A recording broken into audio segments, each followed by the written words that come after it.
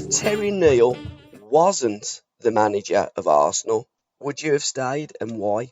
Well, it's a bit of a question because if he wasn't manager of Arsenal, would I went there in the first place? Great answer. Yeah. Yeah, it's a it's a no-brainer really. It's everyone knows it's quite from my days at Stoke that I should never have left Stoke. That was just fiasco.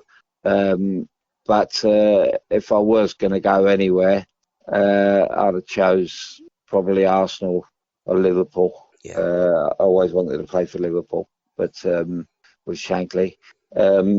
But no, I don't really think, Paul, that people, football people, supporters in general, know really what goes on in football clubs, and it's how Terry Neal. It's strange enough. Years later, when I went to live in East London, I used to drink with him and everything else. He apologised to me one day. That that was by the by. How Terry Neal could actually manage, which were then really two of the biggest clubs in Europe, Tottenham and Arsenal. It was incredible, really, how he got them jobs. It was, it's totally beyond me, and it took me back to my school days, and being around people who knew quite a lot about football, and my father and people like Tommy Trainer at West London and people like that. It's just and yet you got these people, and it's happening today. You see them today, and you go. All you do is you say, "Here we go again." But no, the saddest thing in my stay at Arsenal was I loved the club so much. I loved it from a kid. I played there as a kid when I was playing for West London. I played against Charlie George when I was 13, and it was it was fantastic. And when I went there, the last time. It was actually the last time I scored in the Football League. I think before, I think it was the last time I scored in the Football League at Highbury when I played for Stoke, and when I was out all night, and then I went there for 18 months, and I couldn't. I see on telly last week that it was a revisited match, and I did have a shot at goal actually. But no, it was tragic. It was the saddest thing was the Arsenal fans. Whenever I go to North London, I don't get embarrassed, but I just think they never see the best of me really. But it was the ideal move, and you'd says that like leaving Stoke. Joining Stoke was a bit of a shock, but leaving them, it really just come out of the blue, which was, again, another music reference, because you love Jeff Lynne. Those times where out the blue had come out ELO, were in the pomp. We got Saturday Night Fever, we got Grease, Star Wars, we just got the back end of Star Wars. There was lots of great things, great music, and Arsenal, arguably one of the greatest teams in English football, and that midfield, and again, the theme is if only, and it's if only Terry Neal would have kept Alan Ball, because you went with the intent and the idea that you was playing with Alan, not to replace Alan, didn't you? Well, yeah, it was a case of once I really got over the shock of leaving, because I wasn't even told by Stoke that I was leaving. I was told by Jimmy Robertson, who was an old Arsenal player, and he just called me. He'd been to that Stoke had played at Ipswich. I was injured, and he called me that night and said he'd bumped into Terry Neal because he was at Arsenal with Terry Neal, and he said they're going to sign you. And I said, well, I'm not for sale. He said, well, you are. So the club didn't even tell me. So it was a shock. It was I wasn't at that time. I was just getting over a broken leg as well. I wasn't back to my best at Stoke at that time, and it was as we know by now, my relationship with Waddington was just so out of the ordinary. Yeah. And so I think by then though, Paul, it was a matter of shocks didn't, shocks were no longer shocks.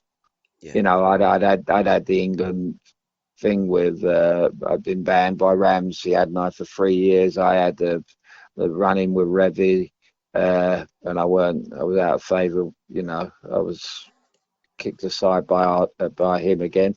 I'd had the problem with Chelsea beforehand, and now uh, it seemed like another day at the office. Really, here we go again. But the light, the as you say, the light at the end of the tunnel was, the match against West Germany. Alan Ball had always been my favourite midfield player, along with Tony Curry, and to get to play with him every Saturday was a joy. But the one thing standing in my way was my injury. But and I remember hearing one night, he called me into his office, Terry Neal, and he was in there with Wilf Dixon, and they were talking about the team to play the next night, and Alan Ball weren't in it. And I said, well, is he injured? I said, I haven't seen him in the training room. And he said, no, he's leaving. And the following day, I was walking through the corridor, and Bally come through. He hadn't had a shave for a week, which weren't like him. He looked like he'd been on the booze, and he'd been in Blackpool. He looked like he was going to take over at Blackpool, and it was it was a devastating moment. Which should have been an absolute dream, was a total nightmare if you'd have pictured us in the corridor that day. But it wasn't if only moment. But it's just what might have been as well on the football field. Me, him, and Brady, I think would have been the best. They say Ball, Harvey, and Kendall were the best, but and then there wasn't the freeze after that. There was the Bremer and Gileses and people like that. Me and Charlie at Chelsea and whatever. There was always two in midfield, but as a midfield three, we would have been put down as, and strangely enough, Bally would have been in both of them, which was about quite right. And the song really that fits into the pattern of things here is Take a Chance on Me by ABBA, a song that you love. And if only Terry Neal would have took a chance on Alan Ball, Alan Hudson and Chippy, what a midfield trio.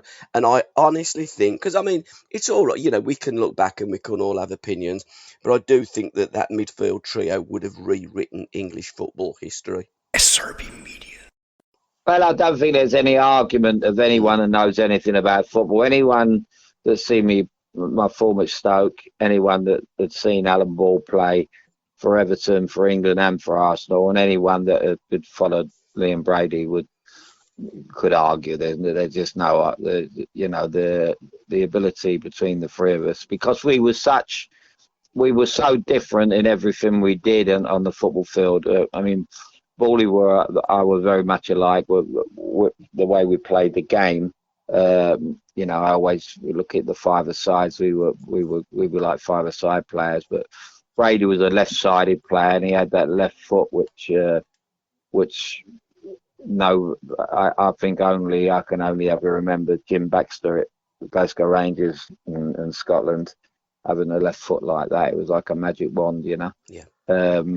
So we had everything really, and in that midfield, and the thing is, in my writing, and I think I've got quite a good imagination. It's I can only imagine what the kind of performances that us three would have coming off the field after an afternoon that us three playing together would have been something really special. Another great piece of your imagination is your love for film and theatre and the romantic side of Alan Hudson, and you could almost imagine yourself playing the part of a rock star in the film A Star Is Born, and Evergreen by Babs. You can't whack at, can you, Barbra Streisand? Well, Babs, who don't want to play alongside her and be her fella, and I love Christopherson as well. Yeah. And that film really did say it all for me. And that was just around the time that I think they made it just around the time that I joined Arsenal. And I remember moving in my home, and that was my song at the time. Evergreen was my song, and yeah, that would have been a film to be in. You know, A Star Is Born. So that time when you were told that you were going to move and you didn't have a medical at Arsenal, you were injured and Terry Neal didn't believe you, and that really started off on the back foot rather than the front foot, because Arsenal signing Alan Hudson, you were 25, you're in the prime of your career, you were arguably the greatest English midfield player out there. It must have been an Arsenal, if you alluded to before, your dad used to take you down because you used to watch George Eastham, he also took you to Spurs to watch great inside forwards. And you know, that football club was just ready for Alan Hudson. What did you actually feel like, Al, when you first walked in there at Highbury? Well, it was the aftermath of them winning the double, and Yeah, it was that was a very, very underrated team. They were a fantastic team, the team that won the double. Um, it was a shame. It was a shame that John Radford was gone. I loved him as a player, and it's obviously a shame that Charlie George had gone. Uh, and he had made his mark like Curry at Sheffield and me at Stoke. He'd gone to Derby and you know really made a mark for himself. But it was the Marble Halls. Anyone would tell you that played for us to walk into Marble Halls was very, especially when you've been in Stoke. yeah, The Stoke was run down and a backwater club. Um, and there you are, where you started as a kid, as a 13-year-old, and as I say, it was the saddest, the sad thing there was that I wasn't fit, and it was like there was no glitter for me, if that's the right thing to do. yeah, I couldn't just walk in. It's like I did at Stoke and make my debut properly. I remember making my playing at Highbury one day when Peter Marinello made his debut as a new George Best, and I was playing for Chelsea, and they were cramped round him, and it was the debut, the big debut, and all that. So there was none of that. It was all and when you think that they signed me, and I was a record signing in 1974 and for $250,000, and 2 years later they signed me for less money, yeah. and I was a 10 times better player than when I left Chelsea. Mhm. So it didn't really make any sense. It just goes to show that how badly Stoke City needed the money to fix that roof. But again, it's just it should have been a dream. It should have been a real dream move. Uh, they had the best at one time best goalie in the world in Pat Jennings. Pat Rice was still there. He was the captain of the double winning team. Well, he took over that Frank was, but he kind of was Pat. Um, my old mate Geordie Armstrong was still there. So Frank Stapleton was there before he joined Manchester United. Super Mac was still knocking them in. Yeah. They had the nucleus of a championship winning team, but it just goes to show that the manager, his inability to be a manager, that they were struggling. They were halfway up the table, and they only need to tinker with a team, just keep Alan Ball, and I could see there being a championship winning team again there. Because that's all great teams need to do, isn't it? Just buy in one or two players to tick it over, to tinker with it a little bit, to just fine tune it, instead of bringing in an array of different players that you think, oh, I'll have him, I'll have him, I'll have him, I'll have him. And you think, well, how are you going to gel them into to a team? It's quite ridiculous.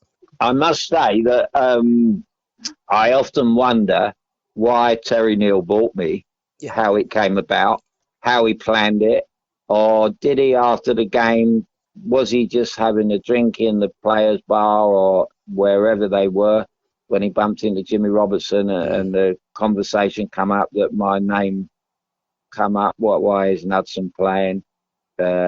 Jimmy might have said the roof fell off and they're going to sell players, and I don't know if that was what brought the I'm not privy to the conversation, but I would really like to know how it come about, because it kind of it's a little bit, I always say, like the old marriage scenario. Girl meets boy, fall in love, get married, and then they want to change them. Yeah. And that was kind of the scenario. Why buy someone and fall out with them? Quite the opposite happened with me at Stoke. He bought a broken down player and turned him into a real player. And now I had the opposite effect on the manager there. It really does tell you the full story of what went wrong at Arsenal, because it was all about Terry Neal, and that was the way he wanted it. He wanted everything to revolve around him, from sending us home from Australia. It just go to the extreme to get his name in the newspaper. It seemed that it was all about. He even walked about the place as if he was bigger than the club, and there's no one man bigger than any one football club, and if there was, it wouldn't be Terry Neal. SRB Media. Again, a great song. As you'd left Stoke, it had been #1, I believe, and it was falling from the charts. If you leave me now, by Chicago, and you'll take away the biggest part of me. That lyric in that song, in effect, that's what you and Jimmy did to Stoke. You did take away the biggest part of Stoke City. You then went to join Terry Neal. You then went over to Australia and played a few games in Singapore as well, didn't you? And then you left him again because he sent you home, but he didn't send you home at the beginning. He sent you home, what was it, 23, 24 hours before the team went home. Yeah. So what he was trying to say, God only knows, and what he tried to do with that team, only Terry Neal can tell. But sadly, if Don would have been there from the get-go, I think things could have been a lot different, is my understanding from what you've told me. So let's talk about that Australian trip. How did it go? Well, the trip was I love tours. I love touring, and there was no bad. It was a little bit different touring with Arsenal than touring with Chelsea, because we were the perfect touring team. Yeah. We had our own kind of rat pack, and what times are going to be like when you're abroad. But what a wonderful trip, Singapore, and then on to Sydney, which was quite fantastic. And that's when I linked up really with Geordie. I was pretty close to Geordie anyway, but that really brought us together. And I was roommates with Malcolm, and but that was a trip that kind of broke the camel's back, so to speak. And I think he was. We were three players. Geordie had done it all. He'd won the. He'd never played for England. He was one of those players that incredibly never played for England. But he'd won the double. Not many people can boast doing that. Malcolm was leading goal scorer. We all know about Malcolm McDonald. How brilliant a goal scorer he was. And there was me. So it was us three against Terry Neal. You see, it was an ongoing battle with it, and he was watching our every move. And every time he watched our move, we made sure that it was a wrong move. Yeah. So it was like a game of chess backwards. Yeah. And it was the inevitable what happened. He sent us home, which was quite crazy. And the oddest thing on that trip was Glasgow Celtic were there with us, and I got to know Jock Stein, the great Jock Stein, very well while I was there, and it was just such an honour to meet people like that. And on one hand you had Jock Stein, and we he even come up to us one day when we were sitting by the pool, and he said, "I can't help notice you don't really get on with your manager." And we told him the story, and from then on we got a little bit closer. but to be on a trip with probably one of the best managers in the world and one of the worst managers in the world was quite something, you know. I think it told the story on its own. Yeah. And again, you wonder, you know, if Jock Stein would have been our manager at Arsenal, you know, what he would have done with that side, you know. He would have. I mean, if you'd have give Jock Stein, you know, Brady, Hudson, and Ball, I think Jock would have. I know what Jock would have done. So, what actually did you do fundamentally wrong that made Terry Neal send you and Malcolm back home? And why didn't he send Geordie as well? Because you were a trio there, as you've alluded to. Well, it was, you know, it all come. We'd had a couple of run-ins, and we'd flown from Sydney to Melbourne, and for the third leg, and then this was the last leg to play one game in Melbourne and then come home. And we flew through the night, and I remember getting into the hotel in Melbourne, and the rooms weren't ready, and we all sat down on a long table. We was all very tired through the trip, and it was about, I don't know, it could have been about 4 o'clock in the morning, something like that, and then the news come along that we were training at about 11 o'clock or 12 o'clock or something. And then I turned around to Malcolm and I said, who thinks I'm training? He's got another thing coming. I said, well, you don't do this. I said, we've finished, we've had a long, although I didn't play the whole season, you know, these boys have played a long, hard season. We're on tour. Yeah. What's he want to train for, you know? And I said, I'm going to send down a couple of sleeping tablets from Fred Street, and I'm gonna have a couple of drinks and I'm going to bed. I'm gonna have some sleep. I said, we haven't slept for a day and a half. And he said, good idea, Al. So he's my roommate. And next thing you know, we sent down the sleeping tablets.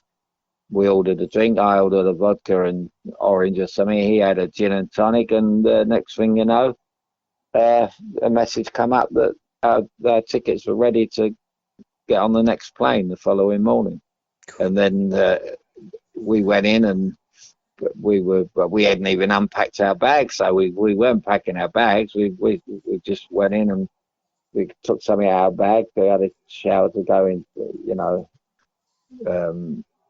Where we were just going to have a sleep, weren't we? And Geordie came in, and he was screaming, and we had to slow him down. What's wrong? He said, I've just heard. What's gone? He said, I've chased him up and down the corridors. I've chased him into his room. He says, I've told him, if you're going home. He says, I'm going home. He says, it's not right. He said, I've told him that everything that you two have done wrong, I've done wrong because I've been with you. So, but he was too shrewd in that way, Terry Neal. He knew that if he'd have sent Geordie home, that they wouldn't have believed there was something wrong.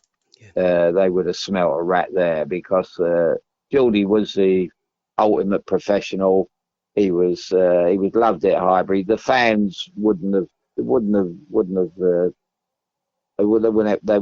for that one, that Geordie Armstrong had broke the rules, because he never got a black mark on him on the whole time he was there, and he was there for about 25 years. So he got out of that one. So he was very upset, Geordie, that he weren't sent home with us. And so, you know, it was all. Let's just say I watched the film the other week, The Irishman, and I thought about our script, and you know, you got people like Jimmy Hoffa. They took Jimmy Hoffa out. I mean, he was very, very lucky, Terry Neal, to come back off that trip. You know, as we know, because there's people over in Sydney that wanted to finish him off. You know. And also, do you think there was anything to do with the conversation that you'd had with Terry on a previous flight, where there was a bar upstairs and you could only go up, was it 1 by 1 or 2 by 2? It was like Noah's Ark, wasn't it? Yeah, there's Noah's Ark upstairs. Yeah, I don't know how the elephants got up there, but yeah, he said it was a first class bar, was upstairs. He said, and he was just hinting it that us three, you know. He said that, and you know, we could have went up in threes. There weren't a problem, because when we got up there, it wasn't the biggest bar in the world, but there was nothing to stop us going up in threes. He just wanted to be nasty again, really. And he said, go up in pairs. And so Geordie said, well, you two go up. He said, I'm not too bothered. He wasn't a big drinker, Geordie. Mm. And Malcolm and I went up and we came down, and about an hour had gone by, and I took a walk along the plain, and I was talking to Danny McGrain, the Celtic captain, and up came Jock, and I said to him, "You've been upstairs, Governor?" And he went, "No." He said, "Well," because I believe he's an ex-alcoholic, Jock. Right. Yeah, I think so. And they didn't drink. I said, "Come on, come upstairs, come on." And so we went back. So I wasn't allowed to go up there twice because, we've been told.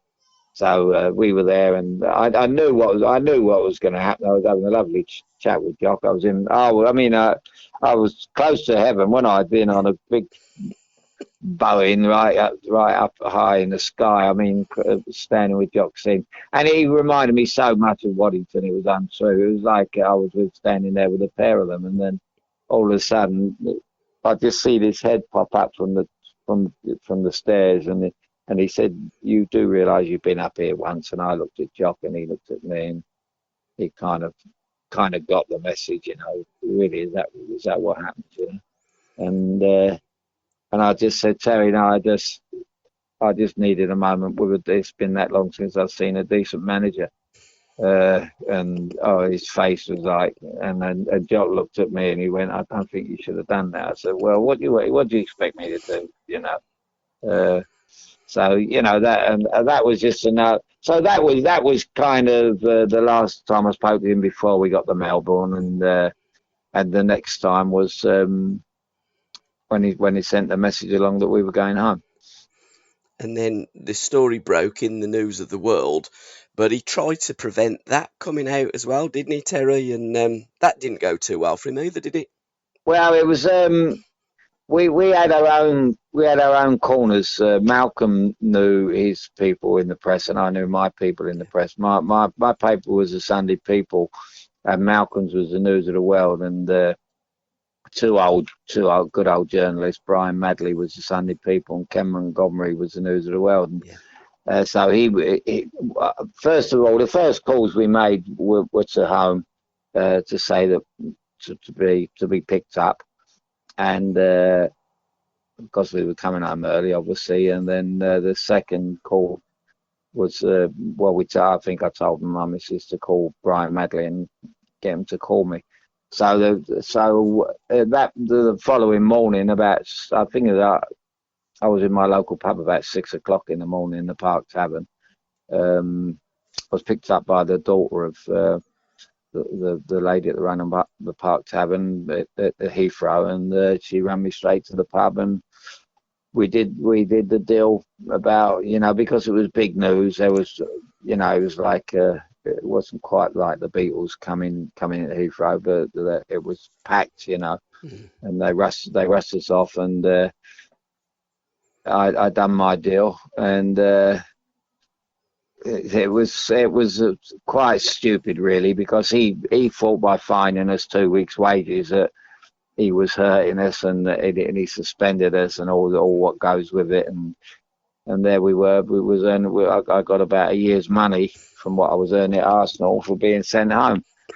So he really, I would say, it was a massive own goal he scored there, and obviously, what hurt me about it was he dragged Arsenal through the mud when he shouldn't have done. It was something that was very trivial.